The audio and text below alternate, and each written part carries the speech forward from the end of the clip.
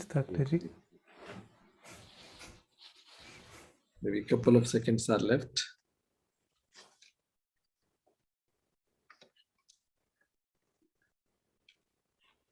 Welcome, everybody. On behalf of United Consciousness, I welcome respected Sukhdevji for this workshop of self-control. Thank you, Sukhdevji, for being here with us today. And I welcome all of our dear friends in this workshop on self-control. This is the fourth workshop. In third workshop, Sukhdevji mentioned about Antahkarana. He also mentioned about the concept of man, buddhi, chitta, ahankar.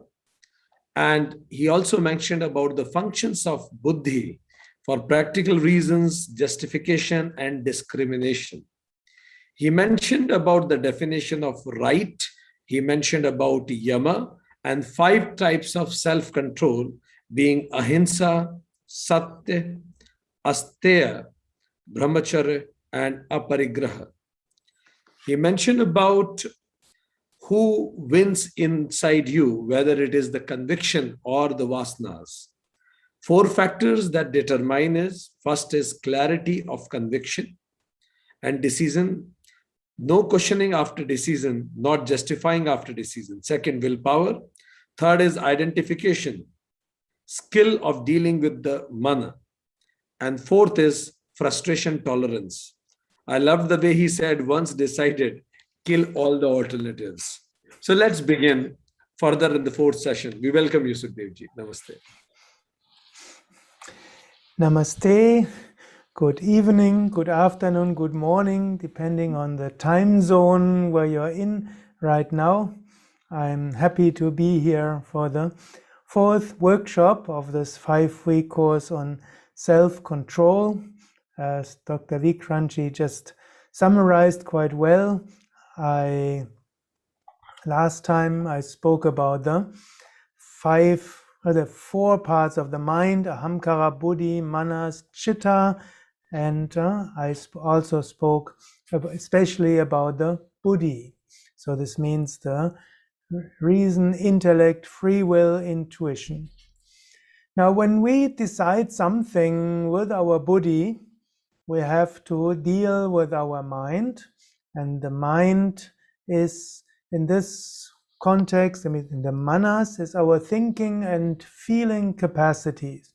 So when you feel you want something, when a desire comes up, or somebody is not nice to you, and then the feeling of angry or the feeling of being hurt, that is happening inside manas. Or if you feel like you're shy, you want to do something very good, but you're too shy to do it, all that is happening inside your manas. Now the manas is fed by the subconscious, by chitta, and chitta has samskaras and vasanas. Vasanas are desires, samskaras are any impressions in the subconscious mind. And manas is also fed by external things.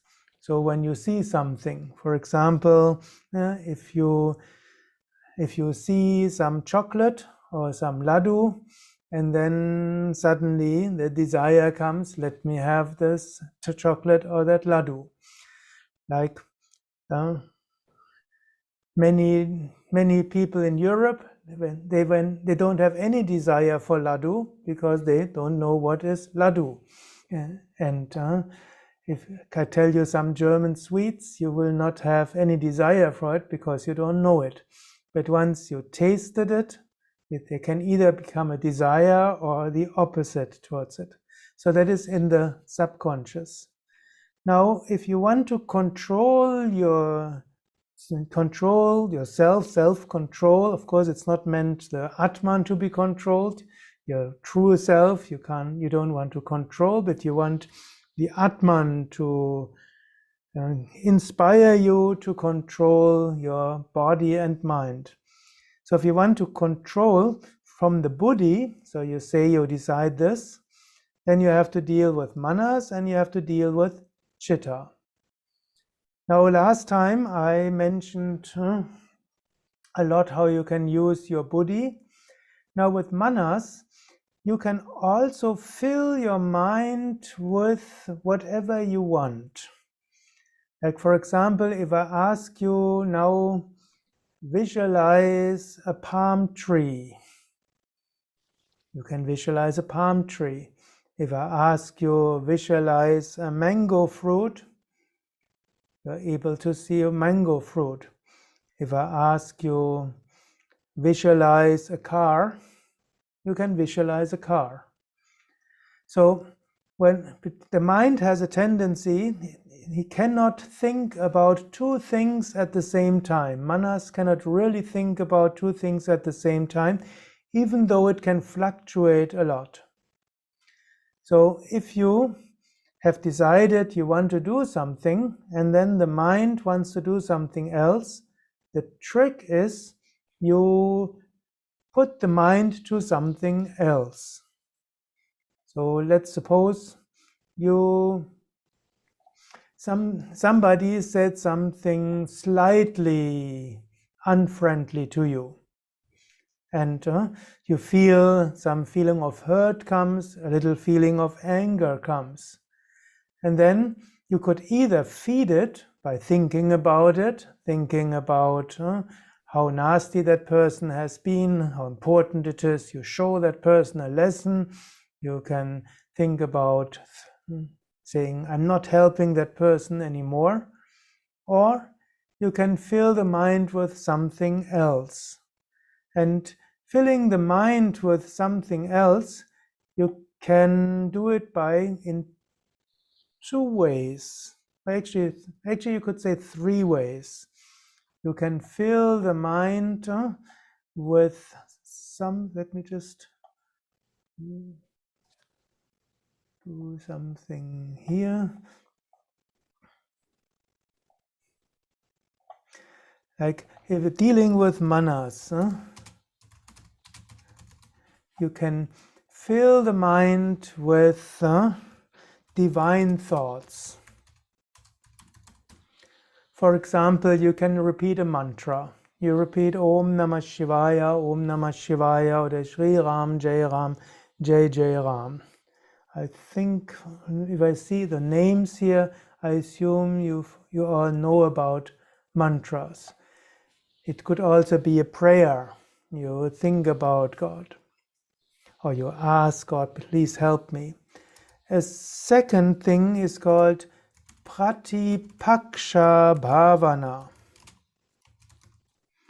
Pratipaksha Bhavana means thinking of the opposite. So, for example, you feel angry that the other person just said something which is not nice. You can now say, I send you thoughts of compassion or understanding. So you think about the opposite. Divine thoughts, you just say Om Namah Shivaya and you feel yourself linked with a higher force. Pratipaksha Bhavana, you think about the opposite. The next possibility is just thinking something else. So it's not very elevating, but if you feel you have decided you don't eat so much laddu or chocolate anymore, and then you see a laddu shop, where your favorite sweet shop, and then you see that, and then immediately you think of something else. You think of your wife, you think of your husband, you think of the palm tree, and so on. Next possibility is called mindfulness. This means you think of something else which is happening right now.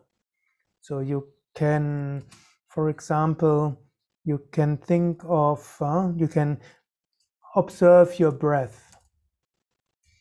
You can observe, you can do the body scan as it's called. You just feel your body, or you watch nature, or hear sounds. So something which is happening right now. And if you do that, then it's easier to control your physical body. So now we can just try to do it. Of course, I hope you're now concentrated so you don't need to deal with something less agreeable. But let's suppose there is some situation which you might lose your self-control. And now you can notice it. For example, last time I said, if you want to, I think 2 workshops ago, when talked about Hamkara, instead of saying, I need to teach him a lesson, or instead of saying, I want that chocolate, you say, there is some information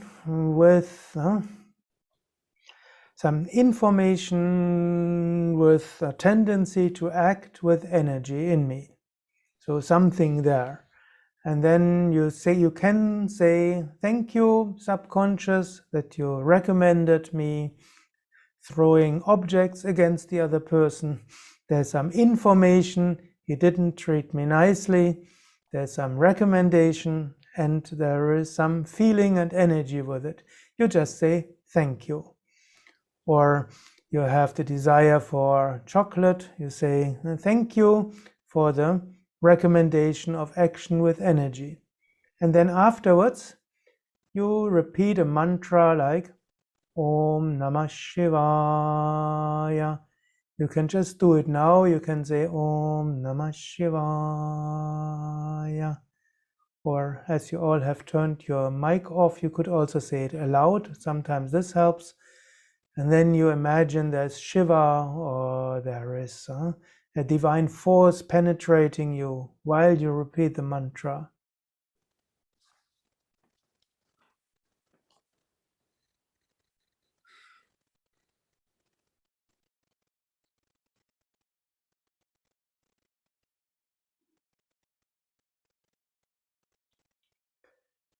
Second possibility, if you're angry with somebody, you say, I send to you compassion, I send to you love, I send to you understanding, I send to you forgiveness.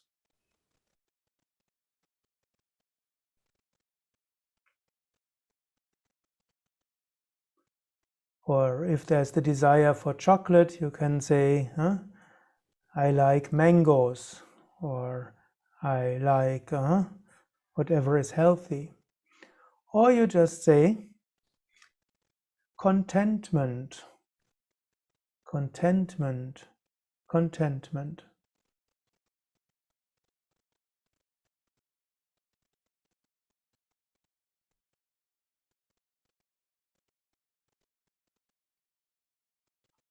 Or the other possibility is you watch your breath. For example, you can feel your breath inside your nostrils. When you inhale, nostrils get cooler. When you exhale, nostrils get warmer. And by just observing how far you can feel the nostrils getting colder when inhaling, and when exhaling, you can feel how the nostrils feel warmer.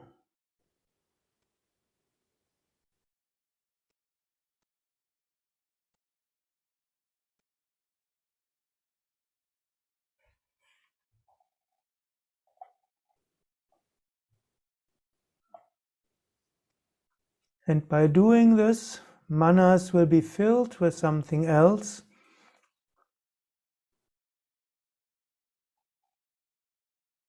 Of course, you can also watch the breath in your abdomen. You feel when you inhale, abdomen goes out. When you exhale, abdomen goes in.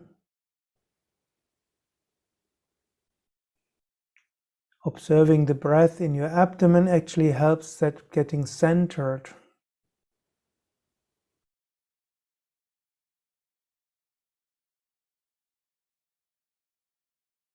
And actually, when you breathe 10 times like that and you feel your breath, other desires in the mind or other strong emotions which might force you to do something you regret afterwards will just get weaker.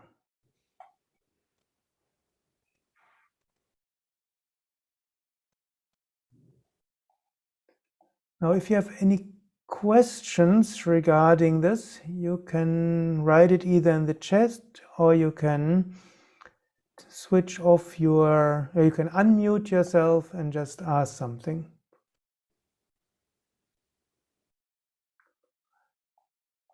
Otherwise, so these are a few ways what you can do with your manas. Now, when we go to chitta, the subconscious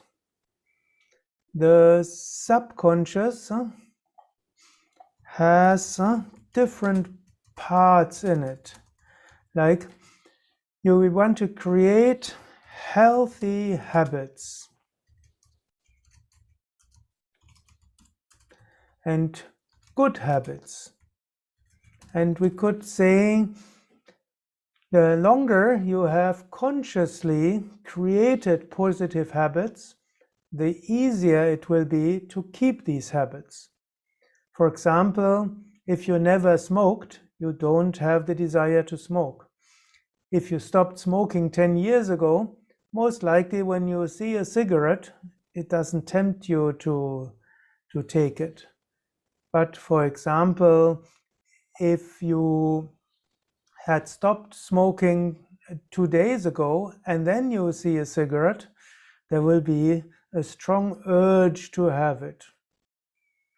Or if you have trained your mind to be compassionate towards others, and you've trained your mind, if somebody says something nasty to you, you think you can have two impulses about that. You can, one hand side, you could say he's suffering. That's why he says something which isn't good. Immediately you have compassion. Or secondly, you have somehow he misunderstood something. Or you even have a reflex of what does the other person want to say nicely? Like in Germany, sometimes they say, well, it was the wrong kind of tone he had, the wrong type of voice. He said the right thing, but he didn't say it properly. That's why I'm angry with him. You can either try to look any reason to get angry with somebody, or you can try to see the good intention behind it and overlook the rest. I have to admit, I admire Dr. Vikranji. If we have meetings, and he organizes many wonderful meetings, and sometimes somebody, we can also get into discussions, usually nice, friendly discussions. He always finds something important the other person contributes. That's quite natural there. So even if somebody criticizes something, I don't see any trace of being annoyed at something. He looks for what is the good contribution, and that's a habit you can create. You have a question in the chat here. When you think it is relevant, can you please elaborate the recitation of Om Namah Shivaya, the mention of its syllable or frequency, and how does it affect our own frequencies like other mantras? So the advantage of using a mantra for self-control is a mantra has a power, it has an energy. it's not just you think of something else, but you think of something which has the power to elevate you, and it also has the power to link you with something divine. So, of course, Om is not to be translated. Om means Om, cosmic sound. Namas means adoration to or salutation to. And Shiva means the auspicious one. It's a name of the divine. Om Namah Shivaya. You could say it means Om, salutation to the divine, which is auspicious everywhere. Now, if you are Hindu and you repeat Om Namah Shivaya, you think of Shiva and you feel his presence. Of course, there are not only Shaivas in Hinduism, but you just repeat Om Namah Shivaya, you think of the image of Shiva.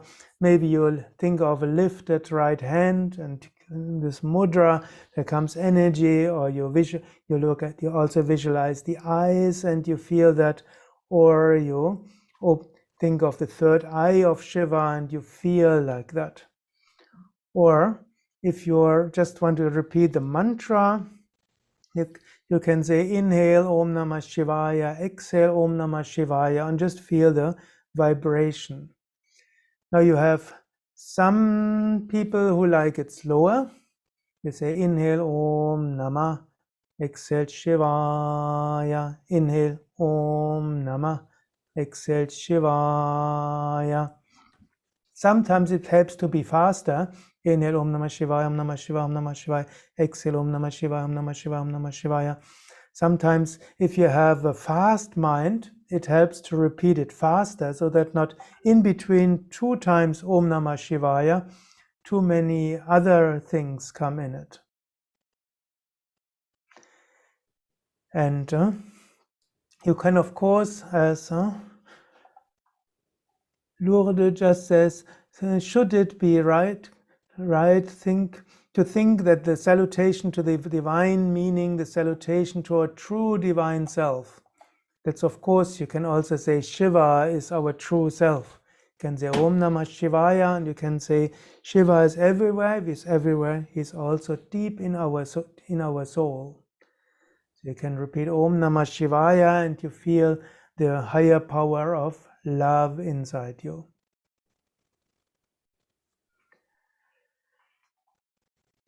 Now, so thank you for these questions. I'm always happy about questions. Now, dealing with chitta, we also come to another part which most likely will be known to most of you. Sukhdevji, I'm sorry, there is one more question. One more question. Thank you. I answered that. Should it be right to think that, yes. Okay, thank you. Now, we have in our chitta, we have sattvic, rajasic, and tamasic tendencies. And if you develop sattvic habits to think and to act, then you have sattvic, this means pure tendencies. So if you trained yourself to eat healthy food, you will like healthy food. But there's also rajasic and there is tamasic. So sattva is pure, light, elevating, rajas, activity, greed, and tamas is unhealthy, gross, unethical. So we could say we want to reduce the tamasic habits, we want to increase the sattvic habits, and rajasic habits we want to at least give some more sattva to it.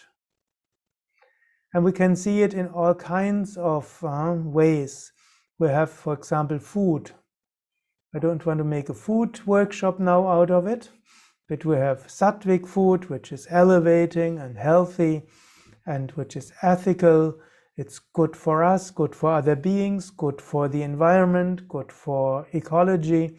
That's vegetarian, like fruits, vegetables, grain, dal, beans, and so on. We have rajasic food, makes the mind unsteady, too much coffee, too much black tea, too much sugar, too spicy food. So that makes the mind a little unsteady. And then you have tamasic food like meat, fish, tobacco, alcoholic beverages, mind-altering drugs. These are all unhealthy. They are also to a certain degree unethical. Meat and fish, you kill animals for it. And tobacco, of course, you ruin your health and you cloud your mind a little bit at least.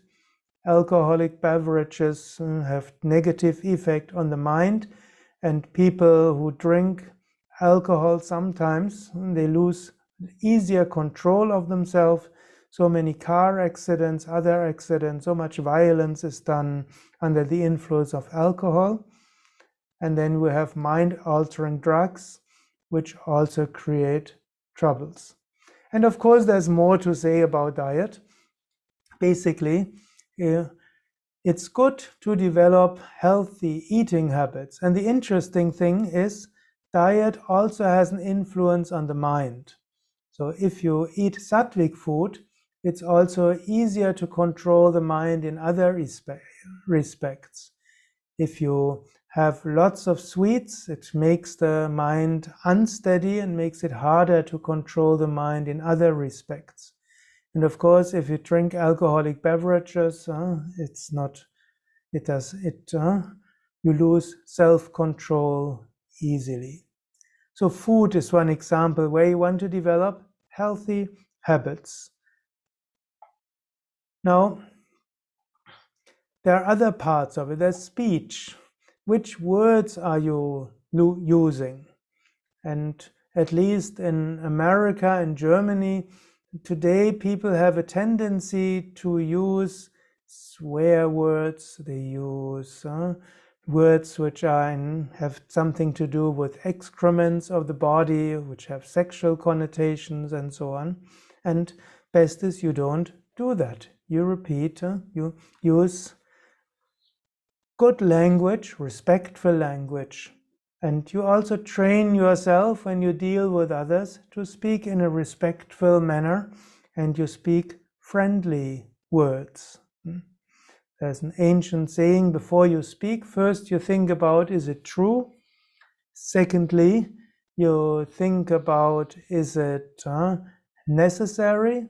And the third is, will it be helpful for somebody else?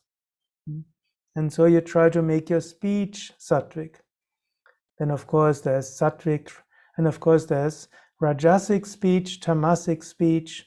Yes, sattvic, rajasic, tamasic clothing, the way how you have your living quarters and your office and so on. It can be sattvic with elevating pictures. It can be rajasic, something which makes the mind unsteady or greedy. And of course, you can have it tamasic, meaning dirty and mildew and so on. So you can make sattvic living conditions. In your relationships, you can be sattvic, you can deal with others in a friendly way or in an unfriendly way. So, and then of course, that's something also important. We have a character, we have an inner nature, which is not the highest nature, which is Satchidananda, but we have a character and we have a nature which we can call Swarupa and Prakriti, which Krishna says in the Bhagavad Gita, everybody has to live there. Prakriti has to live there. Swarupa, Dr. Vikranchi gives a wonderful series of talks on Bhagavad Gita, where can also be a theme, and but you can also live your Swarupa and Prakriti in a sattvic, rajasic, and tamasic way. And I want to give a few hints on that. Like first of all, you have some ways how you can see personality. We have some which is in Western psychology important. You have something which is in Ayurveda psychology important.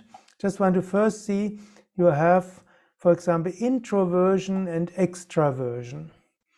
If you have more introvert people, you have more extrovert people.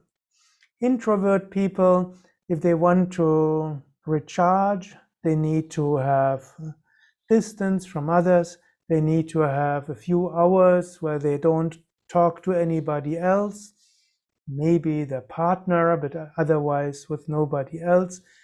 And they are most content if they can work for themselves, relax for themselves, and they have orderly relationship with others.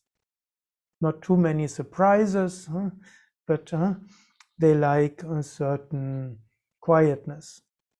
And then you have extraversion. And extrovert person wants to talk to others, likes surprises, wants new things, wants to know new people. Now, if you want to use self-control, it's helpful if you know what is your prakriti and swarupa and how can you live it in a sattvic way.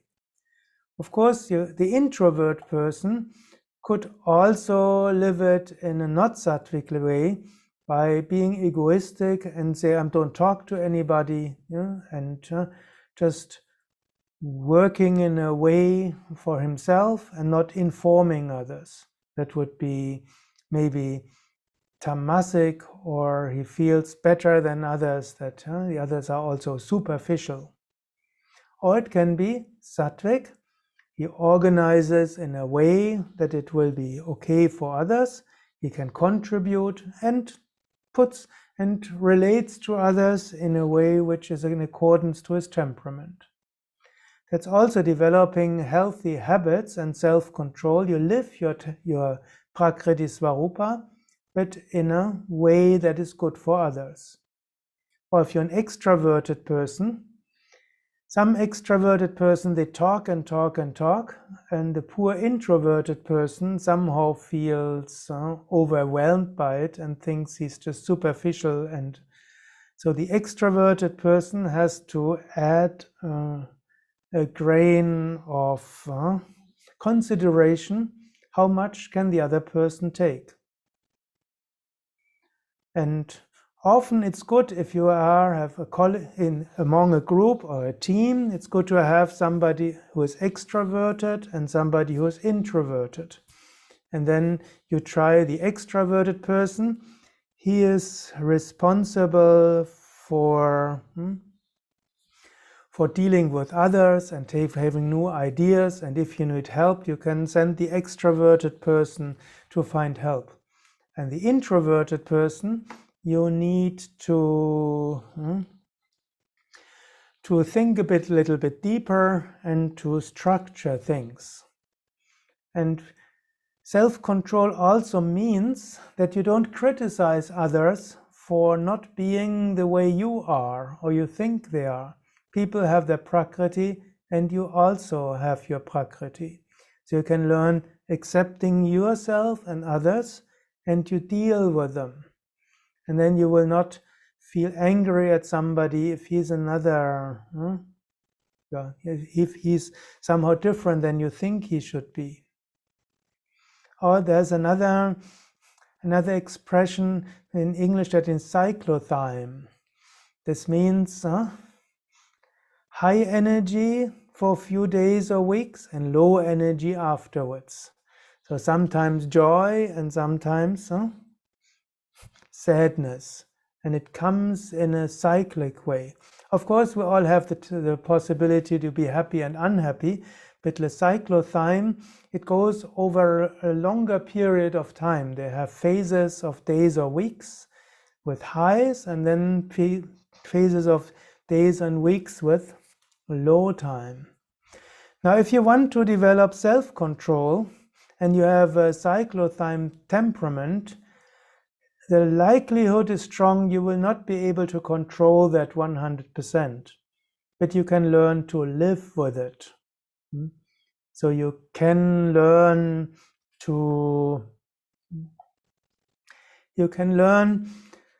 if you have a high, then you can do more things.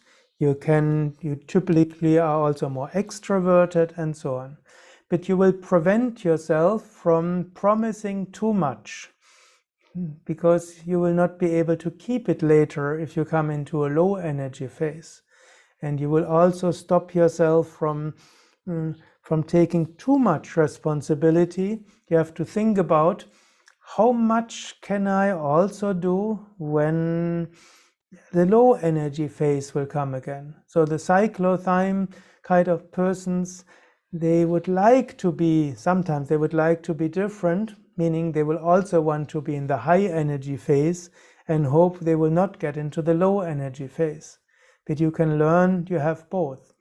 And if you're in the low energy phase, you should not just throw away everything and abandon all your duties and just get into a depression. But it's good to plan, how much can I do if I get into a low energy phase? Most of you will be spiritual aspirants, most of you will meditate every day, most of you will try to lead a sattvic life. And so when you're in a high energy phase, probably you like more meditation and it's easier, you sleep less. If you have some tendency of cyclothymia. And then it's good also to think, if I get into the low energy phase, how much practice will I still do? Maybe it will not be so much, maybe I need an hour more sleep, maybe I will do a little less meditation, or maybe I'll do a little easier meditation. Maybe I'll do japa with a mala because it's easier to stay concentrated and stay awake. Or you can think about, what would I like to do this? So you do something. And you'll also see, what are my most important duties and how can I still do it with less energy? And other duties you have to say, I will not be able to do now. It's even good to talk to others in your, especially, of course, your wife or husband, maybe your boss, maybe your colleagues, depending the working environment. You can also say, I have a little tendency here, and I hope it's okay that I sometimes have high energy and lower energy phases. If you're lucky, others will have some understanding. Otherwise, they'll have to deal with you without understanding. But you can try not to do it in an egoistic way. So again, another tendency is optimistic and pessimistic. Of course, we all want to be more optimist. Or is anybody here who hopes to be more pessimist in the future? So most want to be more optimistic. But still, it's good that the world has optimists, and it's good that the world has pessimists. Like the pessimist, they always see what can go wrong. And the good pessimist then will think about, how will I deal when things go wrong? And if something happens, what can I do? And the optimistic person thinks about, what can all go right? And think about, that could go, this could go, and so on. And sometimes, of course, the optimistic person always looks at the bright side of life, ignores sometimes the other part, is sometimes too optimistic, and then takes too many chances, and then things go wrong. While the pessimistic person, maybe he doesn't try to be courageous enough. And so it's good again, if there's some optimistic person and some pessimistic person. And again, developing sattvic habits means, if you're optimistic, it's good and you're happy that you're optimistic, but you also have some respect for the pessimistic persons. Optimistic people, sometimes they have a tendency of being a little arrogant and a little bit annoyed at people who say, you have to think about this, you have to think about that, it's not possible because of this, it's not possible because of that, and we have to, unless this is all cleared, we shouldn't do it. And what will we do if? A good optimistic person doesn't feel happy about that. But the optimistic person could learn to deal with others in a friendly spirit, and also recognize the pessimistic people also have something important to contribute. And the other way around, the pessimistic person is important and shouldn't be annoyed at these people who are so superficial, who always ignore the difficult parts. They create the big ideas, they start projects, and who is the one who has to deal with it afterwards? That's going to be me. The optimistic person starts something, afterwards everything goes broke, and then I have to somehow get it going.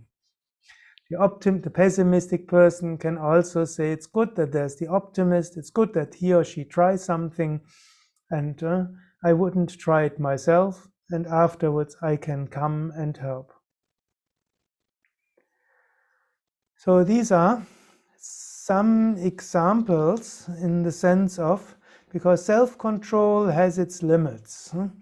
If you, with Prakriti and Swarupa, you have to learn to live this Prakriti, and these are just a few. Of course, you have more, and next time I will talk a little about Vata, Pitta, and Kapha in the sense of temperament, not in the sense of physical body. Or we have talents.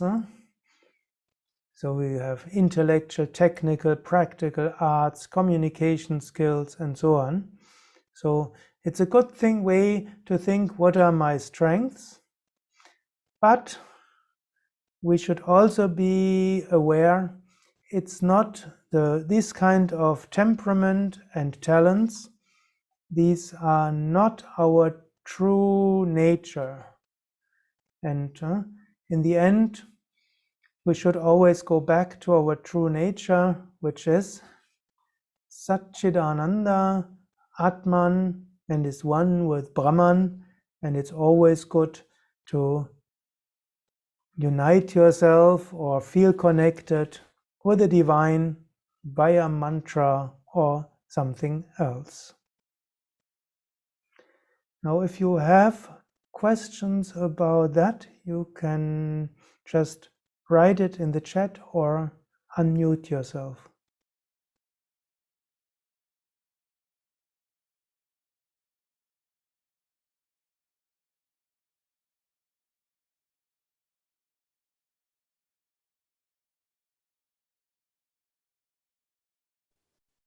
Maybe What we'll do Sudhirji, now? Yes? yeah, I just had one small question. Yes, thank you. When you said that pessimistic people, how can they develop sattvic habits? Can you speak about it a little bit more? Yes. The pessimist person always has a tendency of see the negative and has a tendency of see future catastrophes. And the pessimist person could say, it is my prakriti to see these negative things, and I have an important contribution to make. And I see the negative, not to make it negative, but to develop a strategy not to make it happen. And then it's also important to say, but there is another side to it, which the more optimistic person can more easily see. So pessimism, of course, can make one, you don't do anything anymore because it's everything so bad. But the sattvic tendency or good tendency to live your pessimism is to see, I have this natural capability to see the negative side, because it's my task to look at that and transform it. And I should also have respect for the optimist. Thank you. And there's another question. What is meant to say that one thrives to be at stage of paramatmane? Is it a correct statement?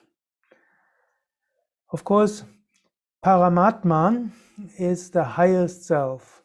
And if one thrives to be at that stage, this means we want to get there. And that is also a good thing. That will also motivate us to develop good habits. We can also say, my intention is I want to reach self-realization. I want to reach the stage of Paramatman. And in order to reach that, therefore, I work on my on my habits, and therefore I want to develop self-control. So it's a good thing to strive to be at that stage. That helps us to motivate. And sometimes it's also a good thing we can think about my highest goal in life is Atmajnana, Brahmajnana, stage of Paramatma. And in order to reach that state, what will be conducive to it? And that will help to make the right decision, buddhi. That will create also some inspiration in manas. And if we do that regularly, it creates new habits in chitta, in the subconscious.